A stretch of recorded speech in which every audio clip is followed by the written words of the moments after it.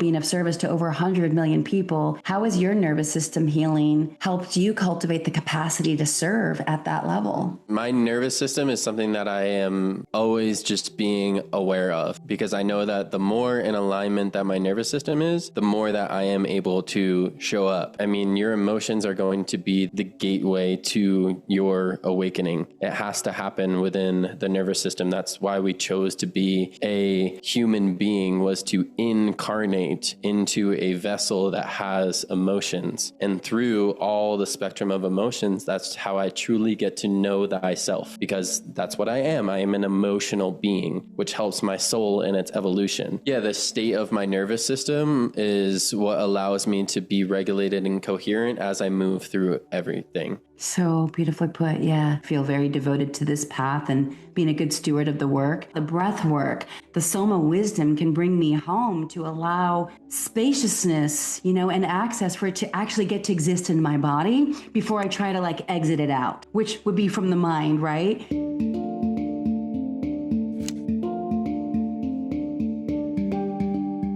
Hey there, welcome back to Fire and Soul, the space to deepen into your divine alignment and further activate your inner awakening. And today we have Jake Whan. Welcome to Fire and Soul, my friend. Yeah, thank you so much for having me. Yeah, super thrilled. And I felt like this was one of the biggest gets of a yes. I've reached out to so many people through DM and I've been surprised at the yeses, and I don't know what that is. It's like a spiritual algorithm or something. But when you were like, yeah, let's do it, I was like, yes. So I really want to take a moment to honor you because, wow, I'm getting even a little emotional thinking about it. Your work is so profound, so beautiful, so relevant, so important in my world, and so fucking honest. I mean, sorry for the F word right out of the gate, didn't expect that. And all the different dynamics in which you approach these times and how to be a beautiful steward for those who have the capacity to see what you're really bringing forward. I just want to say thank you for your work. Yeah, that means a lot, and I deeply appreciate it. Thank you so much. Yeah, it's incredible. So I want to just give a little weave to set up this sort of space, and then we'll kind of just drop in and see what wants to flow. I'll be sharing a bit of this, so listeners and viewers and my beautiful audience, it's just a little bit of, a prep here. But it says Jake Whan went from contemplating suicide at 24 years old while battling an autoimmune condition doctors couldn't solve, to building a following of over 500,000 people and helping high-level leaders worldwide transform through breathwork and nervous system healing. But this isn't a success story. This is a coming home story. His journey from that dark apartment moment to becoming an intuitive guide proves something profound. Your nervous system isn't just about managing stress, it's your spiritual operating system. And when you learn to work with it, everything changes. So if you've ever felt like you're running on fumes, reacting instead of responding, or like there's a glass wall between you and the life you're meant to live, I know that today's conversation is going to be a beautiful bridge and help for things to land a little bit differently. And I know that I wouldn't even have been able to ask you on to the show or even have found you if I wasn't already on this path. And I know that where I am, my audience, we tend to be on that same bridge and path, right? So I am super, super stoked to just drop in. And I thought maybe where we could start is whatever came first, that moment or that season in that dark apartment when you were contemplating suicide, or your awakening origin story. And those are maybe one and the same, but wherever you feel called to expand. Yeah, absolutely. And thank you for everything that you have said so far. And yeah, the time in my apartment when I was 24 was really like the breaking moment. Some origins for me is I grew up with a mother that was pretty spiritual. She didn't really go far into it.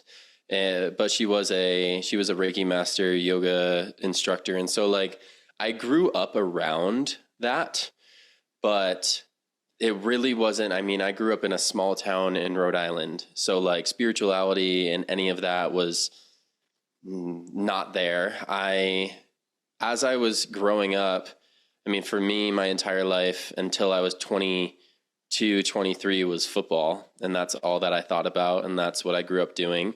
But I always felt different. I always felt like there was just something different from me to the other people that I was around. And so I was deemed like socially awkward, and like I'm this jock that plays football, but I'm also pretty socially awkward. And it was a sense of awareness that I had no clue how to be aware of yet. And when I was 24, I was a successful health and wellness coach. I had built a following at that time, and then it was one day I was in my apartment. I had went to the grocery store, was just extremely stressed out, overwhelmed, was yelling in the car. Then I got into the apartment, got in my chair. I was like, why am I doing this? What, I just, in that moment, I really didn't see a point of life and living. I'm like, I'm giving life my all, quote unquote, my all. And I feel empty. I feel like, why am I doing this? I've reached success, but I still don't feel successful. And yeah, it was really in that moment that a shift happened. And I was grateful I had a life coach at the time that directed me towards breath work. And then I started doing breath work every single day in my apartment, first thing in the morning. And then my life started to transform. I had a moment in a breathwork session where I saw me as a child in the corner of the room. It was all dark and red, just crying. And it was that kind of put me on this whole path, which led me to, I experienced plant medicine. I was directed in a plant medicine ceremony, go and get your breathwork certification. And then from there, everything just transformed. The awakening that I've had since that time has been pretty rapid. Even at times for myself, I'm like, this is all happening very fast. And it just feels like I'm on a roller coaster. It's going somewhere and I'm just in the seat, and I got to be like, all right, we're just in this. But yeah, that is a story of how it all happened. I love that. There was a little meme that I somehow shared to my story yesterday, and it was something along the lines of I have no idea what's actually going on, but I feel really aligned. It was like a frog hanging out with hot pink sunglasses on a lily pad. And it was just yeah, that's about right. Yep. It's when you totally just trust somehow, some way, and just keep answering the calls right on the path. Mm-hmm. You said a couple of things in there that I want to follow up on. Breathwork found you, and then that became your gateway. What particular breathwork? I know there's so many styles, and that's something I want to get into with you as well.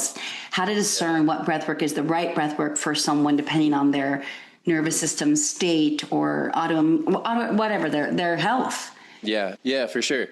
Yeah, at that time it was called conscious connected breathwork. Mm-hmm. That I got into. And then it became somatic breathwork. So I started with it was conscious connected breathwork, and it was called transformational breathwork. And it wasn't very intense. Mm-hmm. And then I got into somatic breathwork, which was a little bit more intense. And that's what started it. I would say that somatic breathwork is when I really started to feel deep emotions and traumas and really start to make changes within my nervous system. Mm-hmm. It's something that I do with clients. And so there is an aspect of the type, and there's also an aspect of letting go of trying to be right. Mm-hmm. So many people, when they go and do breathwork, it's just because of the way that we've been trained in society. You got to get good grades and do this and do this and do that. And we got to get it right all the time. And if I do something wrong, then I'm bad. Mm-hmm. But with breath, it's just just breathe. Just do it. So with somatic breathwork and the people that I work with, especially with people that are just starting out, you just find a rhythm and you find a pace that works well for you. And if it gets too intense, then you slow it down. And if you get to an edge, well, there's an invitation to push through that a little bit, speed up the breath a bit. But yeah, I would say that getting into really heavy breath, some of the holotropic breath when you're just starting out, probably not the best thing to do. You like when you're just starting out, is just learning how to connect with your breath and connect with your body, and start slow and then work your way up. Yeah. What is the distinction of somatic breath work over, for example, holotropic breath work? So with somatic breath work, there's periodic breath holds, and holotropic is it's a little bit quicker and faster. So An with open mouth, holotropic, right? Okay. yeah. So with somatic, the whole if you do a full somatic breathwork session, it's 60 minutes, and there's two halves. The first half, you're breathing in through the mouth, out through the mouth, and there's 8-minute rounds, and there's periodic breath holds in between. And then the second half is in through the nose, out through the nose, or in through the nose, out through the mouth. So you're releasing and then repatterning, like releasing what's stuck and then aligning the nervous system. Holotropic, you're just in through the mouth, out through the mouth, sometimes for like up to 2 hours. Wow. So it was developed by like Stan Groff, I believe his name is, and it was in place of LSD. Wow. Because he wasn't able to use LSD in his like clinics anymore, so he used holotropic breathwork instead, and it was getting to similar effects. Yeah, that's interesting because, like you having I think, what was it, ayahuasca? That's The most transformative medicine that I've experienced was Bufo. Bufo. Okay. Yeah. Yeah. And then ayahuasca directed me towards breathwork. Okay. When you said that you were directed in a plant medicine journey, where I did my ayahuasca for the first time, they also would offer up breathwork classes for people who didn't want to sit with the medicine. And I mean, there have been breathwork sessions where, yeah, it's been a full-on journey, hallucinogenic journey, deep healing. Yeah, beautiful. And so people aren't always aware of how powerful that can be. Yeah. So can you expand on what's actually happening in the body, and then how this really relates to nervous system healing? So with the autoimmune, healing, emotional release, spiritual opening, whatever, you want to pick up on there to help us understand why this is important, not only for the times that we're navigating, but where I'm excited to go with you in this conversation is around soul-led leadership, embodied leadership, and how this is pretty much, in my opinion, and I know yours too, it's everything. Yeah, absolutely. Yeah, so on a scientific level, what is happening within the body when we go into a repetitive breathing pattern, meaning in through my mouth, out through my mouth, continuous inhales and exhales, what's happening within the body is that there is a chemical called DMT that is being released. So it's the same thing that's in ayahuasca. People smoke DMT, but we produce it the most in our lungs, and we produce it in our pineal gland. So when you go into repetitive breathing patterns, it stimulates DMT, and we're still not sure the exact process of how this all happens. I don't think our human minds will ever be able to truly comprehend it. But what DMT does is, you could call DMT access to the spiritual realm, and it also helps turn off the mind. And so when we go into repetitive breath, we get out of the mind and we go into the body, and that is where the nervous system lies. And so when we're in the body, what we're able to do when we bypass the mind is we're able to start to feel what has been stored within our nervous system. And the repetitive breathing causes an emotional release. You're releasing something. And that could be stored traumas. It can be emotions. It can be patterns. It's like what is stored within your subconscious. And we start to be able to release that, and we release it by feeling.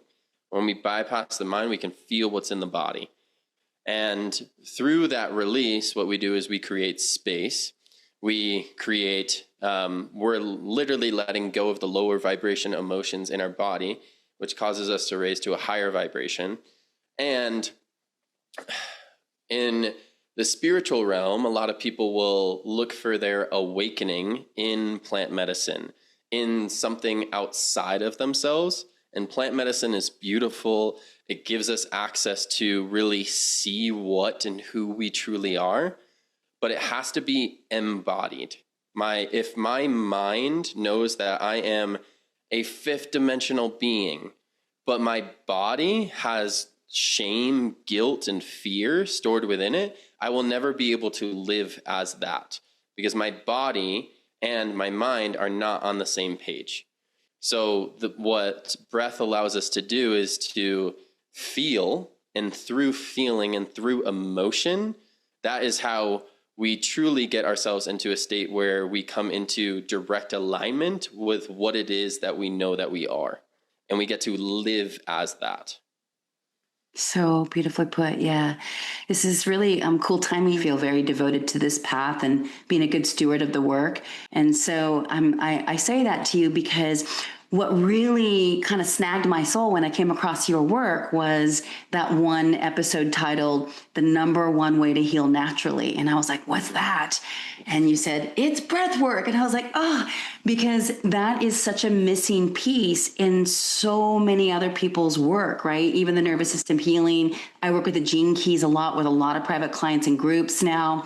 And it's like, the breath work, the Soma wisdom can bring me home to allow spaciousness, and access for it to actually get to exist in my body before I try to exit it out, which would be from the mind, right? So I love how you just describe that. It's like in fact, I would love for you to even expand on that, because this, I think right here is the piece that people are like, wait, what?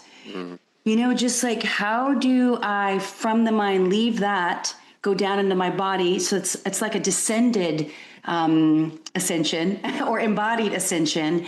And so that I can allow for what wants to show up, maybe speak to this piece on courage, bravery, honesty, willingness, that sometimes is that gap of people are embarrassed to want to go there or to go there. Do you know what I mean? Yeah, absolutely. Yeah. I mean, to speak on the point of just feeling spiritual people and leaders in a disembodied state, it's because a lot of people don't have the courage to feel to the depth that we need to feel. And we really don't recognize how disconnected from our bodies that we've truly become. And in the society that we live in, that disconnection has been with us in our parents and our grandparents, and it's been passed down again and again. And just so everybody really hasn't known how to feel their emotions. And so your emotions are going to be the gateway to your awakening. It has to happen within the nervous system. That's why we chose to be a human being, was to incarnate into a vessel that has emotions. And through all the spectrum of emotions, that's how I truly get to know thyself, because that's what I am. I am an emotional being, which helps my soul in its evolution. But yeah, there's a lot of people that don't want to, that fear is what has run our planet for ages. So to feel the full spectrum of emotions is really scary. And as you really dive into this work, and I know that for myself, you do start to evolve at a really rapid pace, and what comes along with that can be scary for a human. I've had a lot of people in my life leave. I have to leave friendships. I have to leave relationships. I will be in communities for a period of time, and then it's all right, it's time to go. And it's just this constant evolution. And so one can feel a bit lonely at times. And two, it's just, we crave safety and we crave comfortability. And so to actually take that path of a full devotion to God and full devotion to knowing myself is something that does take an extreme amount of courage. And it takes an extreme amount of courage to just continuously step into the unknown. And the unknown is a place that is really scary for the mind. But if you choose to live from your soul, which a lot of people don't do, but have the ability to, that's how you truly get to know yourself. It's just by fully stepping into that unknown. Yeah. Yeah. And that's right there. There's a million different threads that we could actually tug on. And that's the depth of where I'm excited this conversation is actually just going, because this idea of knowing that I am a soul, an emanation of God, the Most High, the all in all, however someone wants to refer to that, this is not dogmatic for me, and I know not for you, then how would I be, right? Literally be, not what would I do, but how would I be when I completely trust that I'm held, guided, and supported at all times? We can say that and hear ourselves say it or others, but how does that show up when we know it? And what does that nervous system feel like, right? And what is that breath like? And then I've just witnessed it in my life, and I happen to be on one of those. I don't know, the roller coaster is fun right now. Like I said, I'm a lily pad. But it's like the magnetism of the right people and aligned relationships and clients and abundance. It's almost effortless. Mm-hmm. And it's not something I don't know how to teach that. It's just simply be it. And maybe this is why I felt so drawn to come to your retreat, because I was like, is he going to teach me how to teach that? Because I'm living it, but I don't want to lead with that, because that would be out of integrity to say, you can have it all. Mm-hmm. But it really feels that way. You know, and when I mean by all, it's a whole different thing when it's all for God. Mm-hmm. When it's all for, why did I incarnate? How can I have integrity around that? And it's not about what you might think or what my listeners might think, but what the cosmos know about my life, right? And that's like what the trees know, what the butterflies know. And so this is why, for me, like getting cleaned up and clear and in alignment with my nervous system feels like the most important thing that I can do. So it's like I want to shine a light on all the shadow and sit in some shame for a minute. If I'm like, oh, I said that, I did that, and feel how that impacted someone, you know, and I don't know, that just for me feels like the place to be. But today you shared, I mean, every day there's just gold on your Instagram. But you shared something today around why it's so hard to heal in these times. Do you remember what you shared? And I didn't expect to go here, but like, I was like, yes, Jake, yes. Because to be a guide in this time for people wanting to get on this path, drawn to it, it's like, we got a lot that could seem like it's working against us, but once we're aware of it, we begin to transmute it. Right? Yeah. Yeah, absolutely. Yeah, we all chose to be, and there's a couple of things that I could touch on there of what you said. And the first is that there's truly nothing to teach.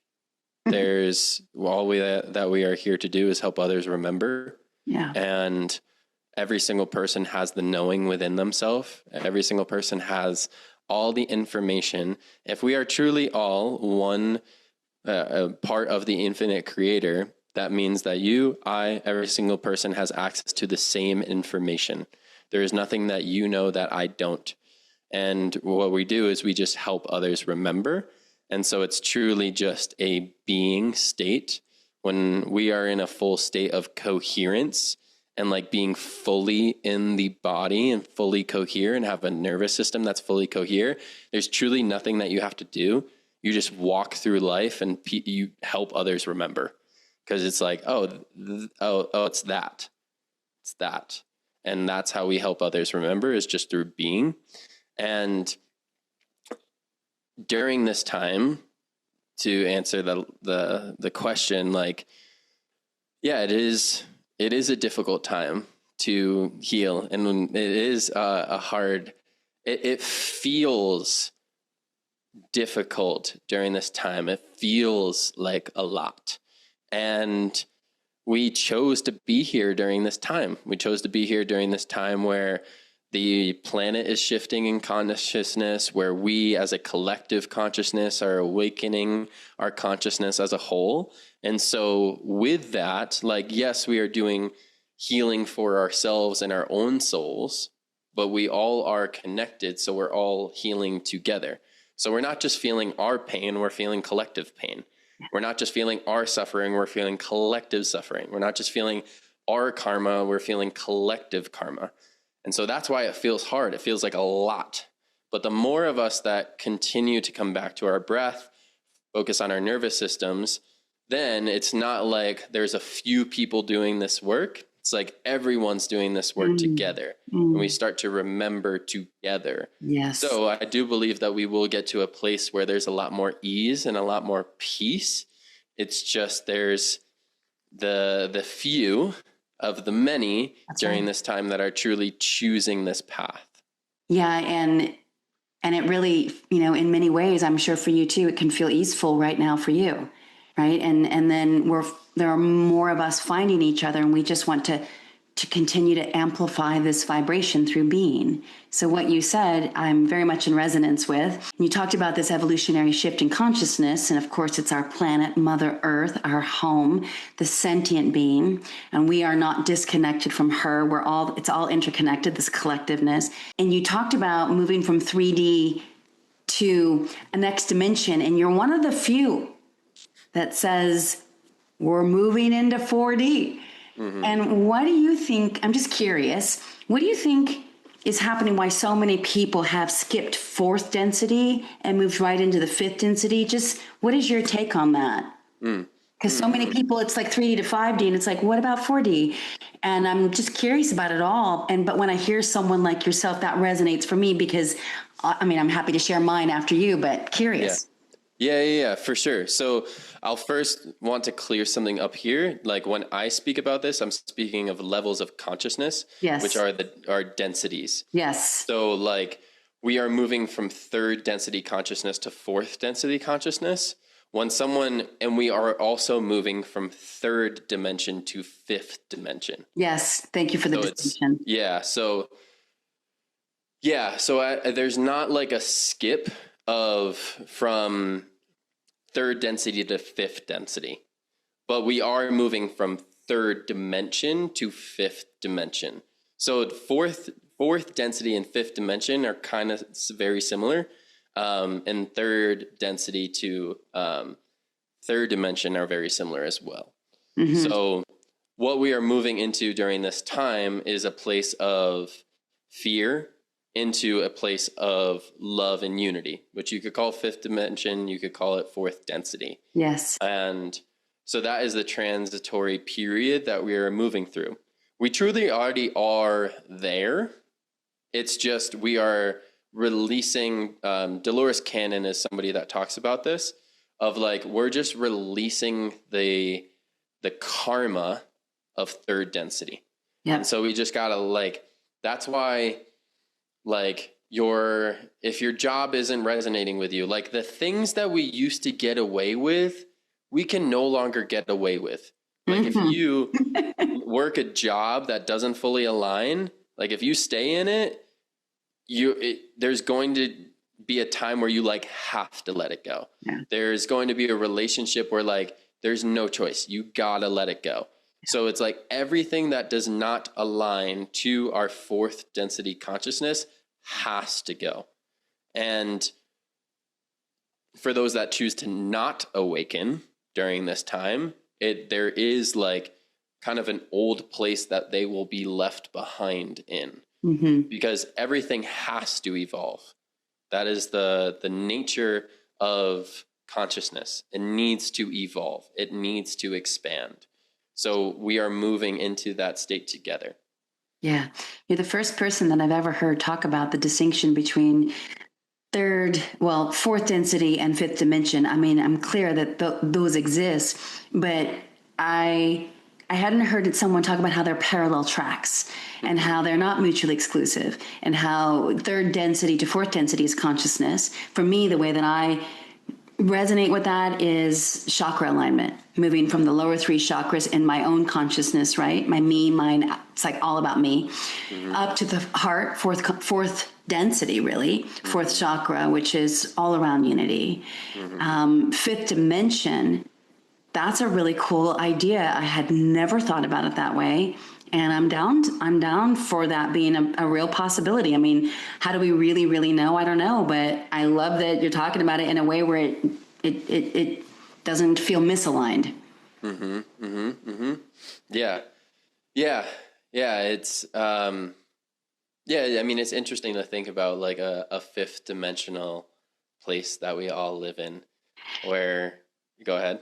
Well, that's the thing is like you talked about how those who choose not to awaken, and that is a choice for some. For some, I don't know if it was really part of their soul contract. I don't know. I'm kind of very curious about a lot of what I'm observing. Some are like, "Ooh, I can see it, but I want to put a lid on that. Not interested." That feels like a choice, right? And how beautiful! It's a choice. But if we're living in these sort of alternate realities, we're still on this earth, just different dimensions and different densities fueling the dimensions. So it seems to me that the fourth density consciousness is fueling fifth dimension reality, but they can be coexisting with someone who's in 3D consciousness and 3D dimension reality, right? We could be literally living on the same street. Yeah, they are very interchangeable. So like when you're living in fourth density consciousness, you're going to be living in the fifth dimension. And like when you're living in third density consciousness, you're living in the third dimension. So they're very interchangeable. You could like speak about them in the same way, pretty much. It's more so just a state of being.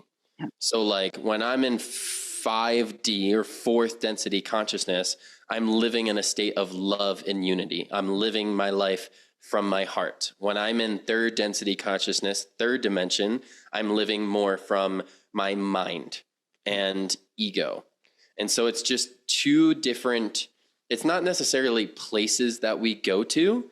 Like it's not going to, a starship one day isn't going to come down and be like, all right, you graduated third density. Now you go to this planet to experience fourth New density. Earth. New Earth is like a whole separate extra Earth. There was a lot of teaching on that about 4 years ago, Jake. Yeah, I know. So it's not a place that we go to. We create new Earth within us. Yes. It's happening within us. So yeah, that is something to clarify too. It's like one day you're not just going to be on a new Earth. Within yourself, it will probably feel like a new place. Yeah, it does. Yeah. Yeah, but it's not necessarily like you're not going to take a road trip to New Earth one day. It's been wild. And you know what I also just want to make clear is like, there's no, for me at least, there's no like, oh, I've arrived. And like, I never experienced third density, third dimension. It's in and out, but it's less in and more out of the lower frequencies and vibrations, or it's a quicker noticing of it because it feels like shit, and I feel dense and contracted and I love to be open and loving and peaceful and who doesn't? But like really when you get used to that, anything else is like, why would I ever suffer that way? Mm-hmm. Right. And so I have found again and again and again that my tool is breath work.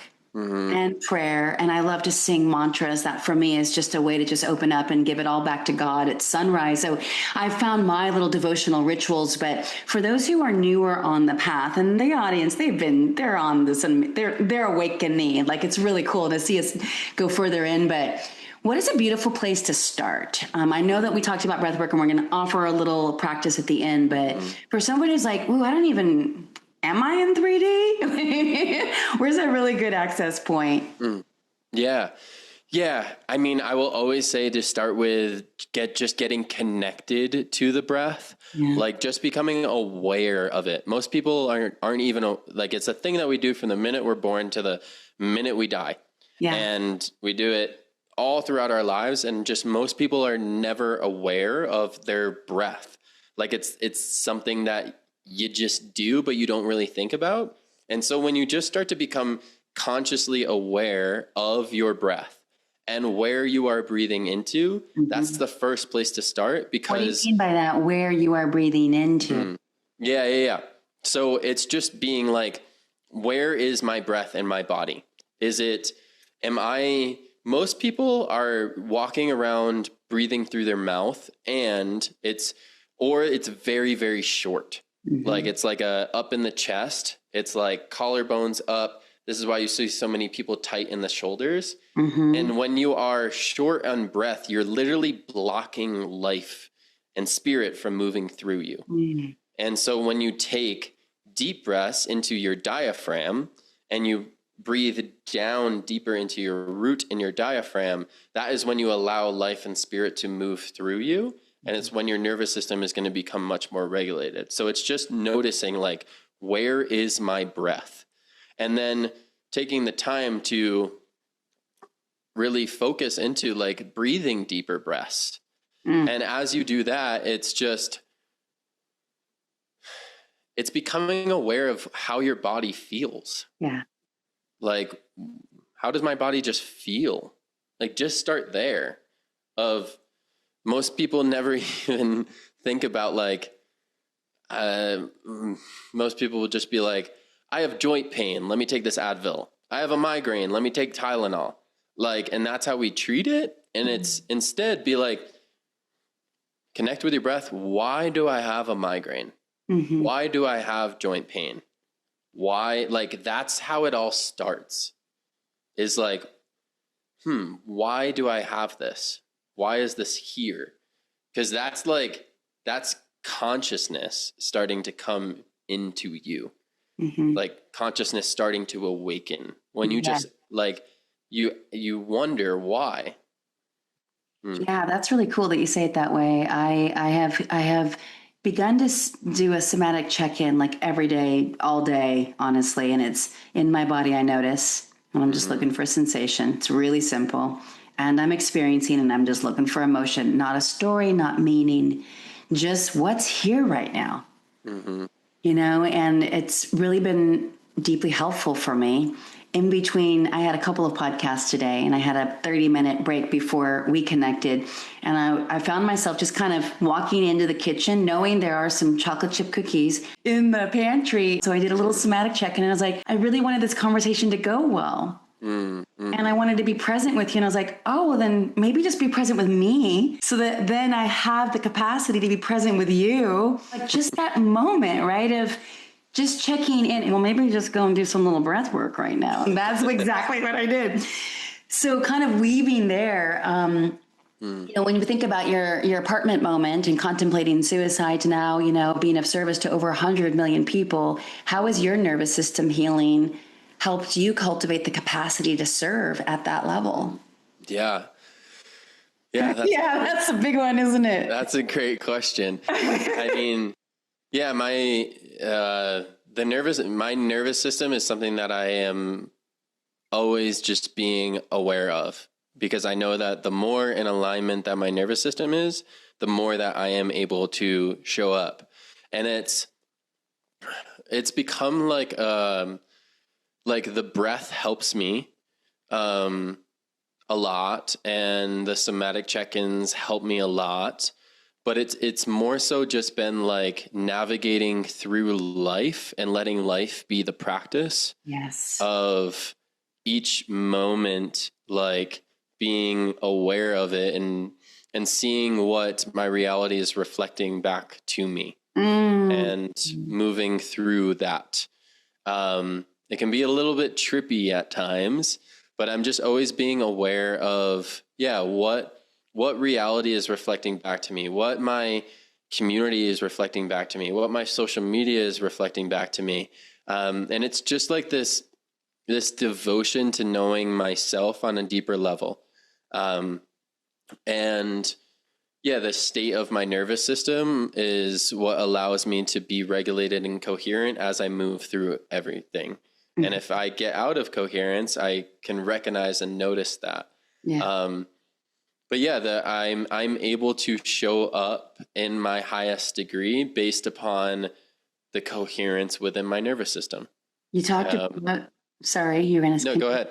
Okay. You talked about how it can be really trippy at times. So I'm curious, like, do you think universe tests us? I think we test ourselves. Same. Yeah. Okay. Yeah. So do you mind sharing a moment recently where it was like super trippy and you're like, wow, this is my mirror. Okay, Catalyst. Right? Yeah. I just really love, for me, it's been like, I just have people in my life that I trust deeply, and I just go into conversations with them. I don't look at, like, for instance, like yesterday I went to a coffee shop with a friend.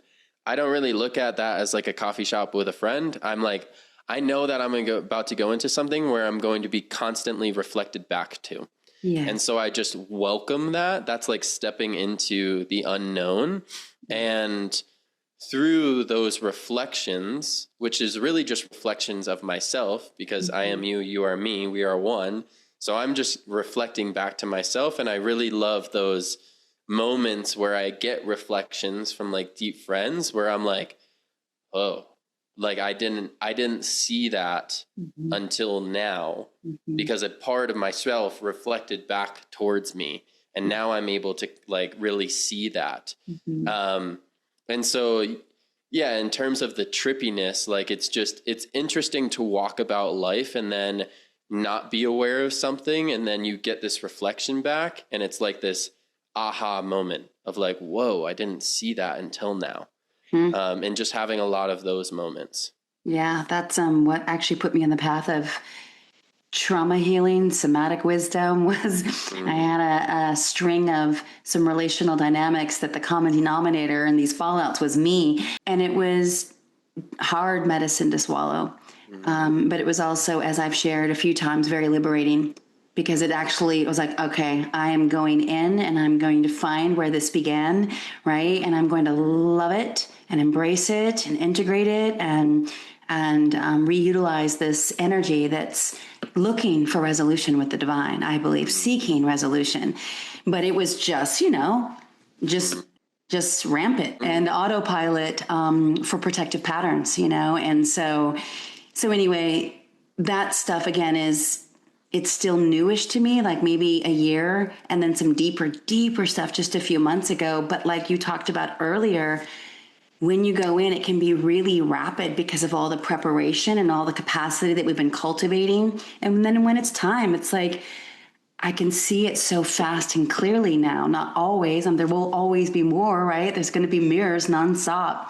But I really appreciate you sharing that. And it's also a beautiful way to look at our community, look at the people in our lives to see our growth. It's like, we don't want to just look for the ways in which we're like, oh, there's that pattern, or, it's like just, wow, there's so much more expansion, and more ease and more play and more fun in a lot of ways. For me, it's just not being hypervigilant and just getting to relax into the moment that is at hand. Yeah. The present moment is truly all that we have, and that is the only place to live from. And if we're not, we're living in an illusion. Yes, exactly. The now is so much more profound than anything I could have ever planned. Yeah. That's something that one of my friends and favorite spiritual teachers, Kyle Cease, speaks about. Great. So as we kind of weave into soul-led leadership or embodied leadership, or however you would feel called to describe that new earth leadership, it doesn't matter. It's about the same. It's the type of leadership that you are doing your best to steward. It's what I hope to be doing my best and known for, felt as.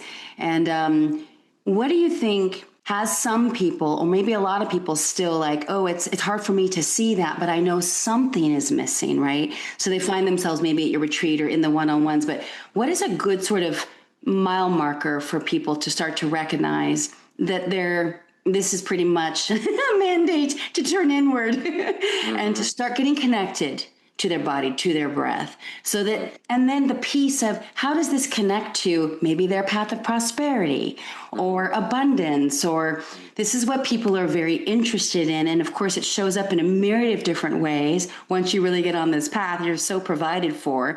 But the egoic mind, that's the survival mind, might not necessarily connect to that part yet.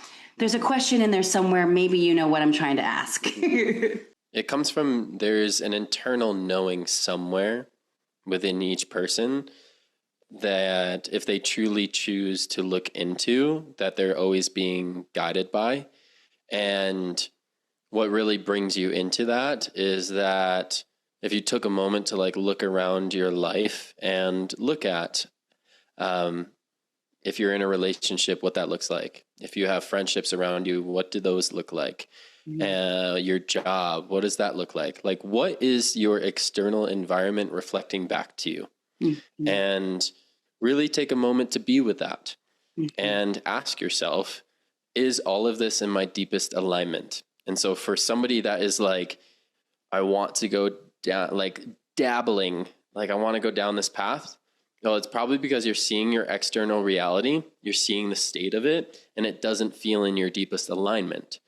And so you listen to that small internal knowing within yourself, and you choose to follow that. And when you're just starting out, it's going to be difficult because there's been a mind and an ego that has run the show your entire life. And that wants to stay safe and that wants to stay comfortable. However, that safety and comfortability is an illusion that has been created from the mind and ego. Yeah. Your spouse, your house, your relationship, the money in your bank account, everything around you that feels like it's safe is not safe. Right. It's false. It's a false reality. So the only true place that you can get to safety is creating it within yourself. Mm. And until you create that within yourself, the external environment is going to continuously reflect back to you that the inside environment is not yet safe. Mm-hmm. So that spouse is going to leave. That job is going to leave until you take the moment to really be with yourself and say, okay, it's time for me to create the safety within myself. And this is why something that you've shared in various different ways, that leadership starts in the body. Yeah. This is what that means. Mm-hmm. You know, and this is a tricky one because there are a lot of people, you know, that are living basically from here up, a lot of channels, a lot of healers, a lot of the sort of new age teachers, which is where I came from. Steady diet of that for decades, you know, and it was just like, you just override the limiting beliefs. You override the history, you know, in this incarnation. And maybe that does work for some. I have not experienced that for myself. The more that I come home to my body, my breath, and I'm willing to see what's there, the more that I'm able to give more spaciousness, make more conscious choice. Mm-hmm. And find, a safety within. I had another guest on this show. She is a channel that I think is really true. An angelic channel. I tend to resonate with her. And she said that, and when you get there, you don't even need to, you'll start to recognize you don't need to cultivate safety.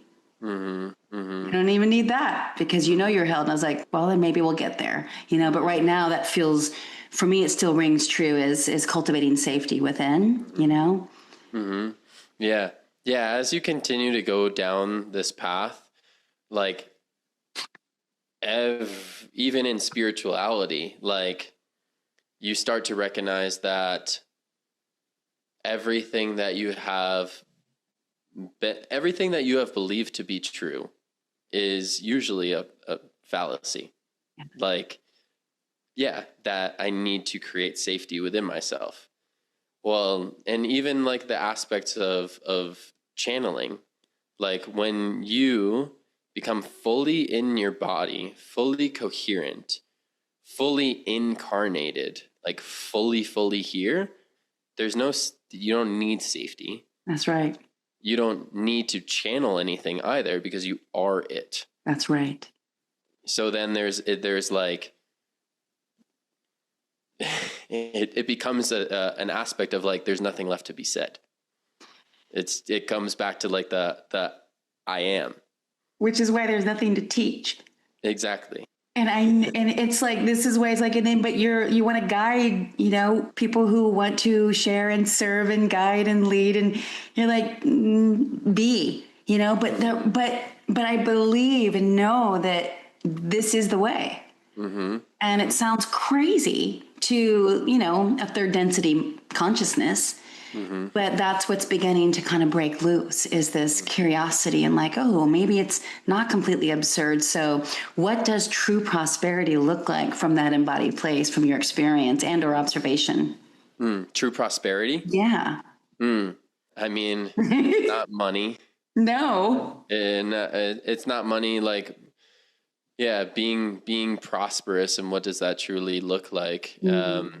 In my experience, like, I feel that I've gotten to a place where I don't put really much focus upon money anymore. I don't put focus upon like followers, the amount of clients that I have. Like, it's not that anymore. Like what prosperity feels like is that I just live.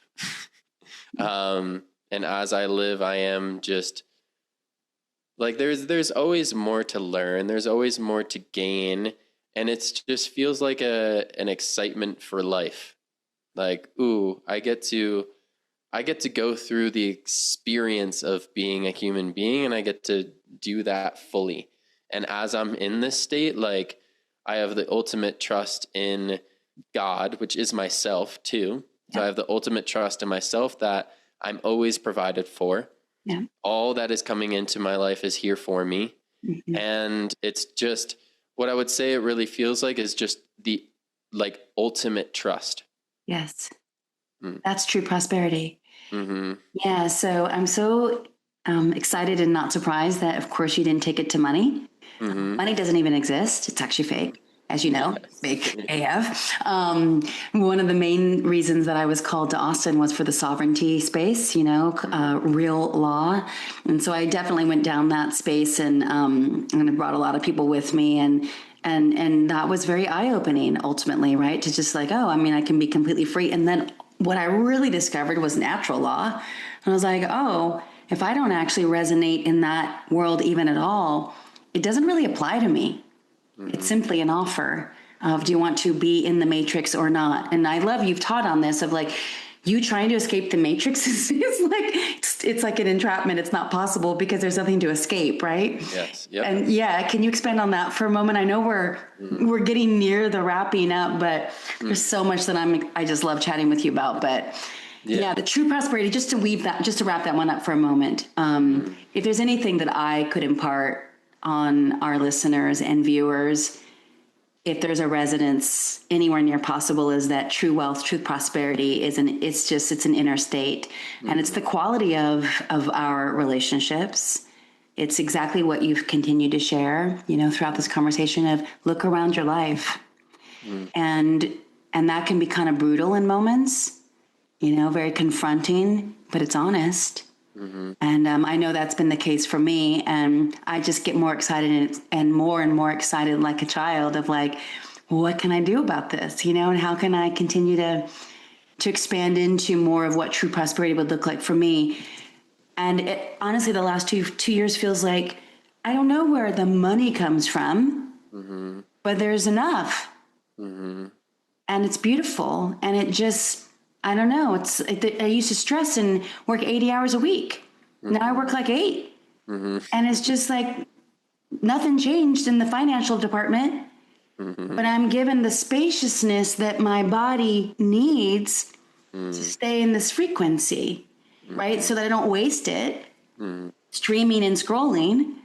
I just like spend my time communing. Yeah. Which I know you get. Yeah, absolutely. Yeah. Our reality is just all based upon, it's like, how deeply do we want to believe in our own nature and our own selves? And so, you do get to like create your reality too. You can say like, I want to work 8 hours. I'm going to work 8 hours a week and I will be provided for. And you do get to do that. It's like to the depth that you know yourself and the depth that you trust yourself. Yeah. So then that brings us to that other prompt of being in the matrix. A lot of people trying to escape the matrix, and it's like, that's a lot of effort. Yeah. Well, because you're trying to escape something that you're not able to escape from. Like there's no, it's not escaping. The matrix is just the matrix is a state. It's a state of being, which is a fear-based state. Yeah. And so when you're in a fear-based state, those that feed off the matrix, that keep you in the matrix, they just know how to control somebody that's in that matrix energy. So it's nothing to escape from. It is more so it's just changing your state of being. Like if you want to live in unity and love consciousness, then you create that within yourself. If you're living in matrix fear, you're creating that within yourself. It's just your internal state. because like everything around us is just a reflection of us. Yeah. Yeah. There's Neo, right? With hand up to the bullets, and the bullets is like anything in the matrix, the world that you're not available for. Mm-hmm. Yeah. Right? Has no access. It's kind of a magical little thing. As we begin to wrap, I was wondering if you'd be willing to take us through like maybe your favorite 2-minute, just guided breath work, probably somatic, and good place to start. Yeah. Yeah, absolutely. Okay. Yeah, let's do it. So what we're going to do is, this is like very, very condensed somatic. We're going to do 10 breaths in through the mouth, out through the mouth, a short hold, and then we'll go into 10 breaths in through the nose, out through the mouth.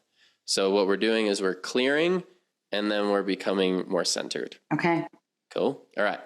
So anybody watching this, listening to this, you can go ahead, close down your eyes, and let's take a nice breath in through our nose.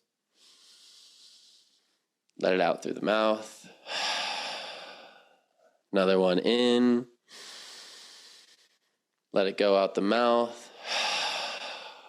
One more in. Let it go out the mouth. Now going into breaths in through the mouth, out through the mouth, breathing deep into your diaphragm. You can begin in. Let it out. Not forcing, just allowing in. Let it go. In. Let it out. Another one in. Let it go. What are you letting go? In. Let it out. A couple more in. Let it go. 3 more in. Let it out. In. Let it go. Now last one in. We'll take a big inhale in and hold at the top. Hold it here. Just notice your body. Notice what's here in this space. And then now you can let that breath out. Now take a breath in through the nose. Long exhale out the mouth. Stay with that now.